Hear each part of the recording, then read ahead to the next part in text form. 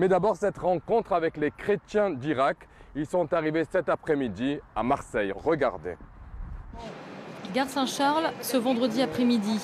Ils viennent d'Irak, sont passés par Beyrouth, Paris, puis Marseille. Le chemin qui mène à la liberté est souvent long pour les immigrés. Ces Irakiens ont rejoint leur famille, Mouklès et Imad, installés à Marseille depuis 7 ans et 19 ans. Là, ils vont chez mon frère. Il y a 8 personnes. Et moi, j'ai 9 personnes chez moi. Et franchement, c'est pas facile de trouver une place dans une semaine, 2 semaines. On ne sait pas. Franchement, on est un peu. Ça va un peu mal. Ils ont payé eux-mêmes leur billet. Quant à leur visa, il a été pris en charge par les pouvoirs publics. Reste maintenant à apprendre le français et trouver un logement.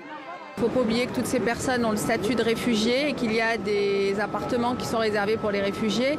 Et donc moi je m'occupe aussi avec mon cabinet parlementaire de faire accélérer les procédures à la préfecture.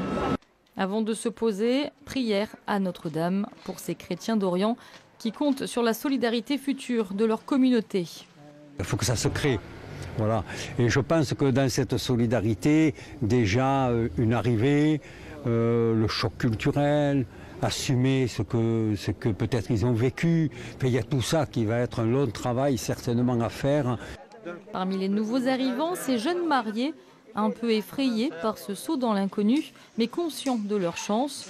Leur nouvelle vie débute en France, loin de l'horreur de leur pays et des trafics clandestins qui s'organisent pour sortir de l'Irak.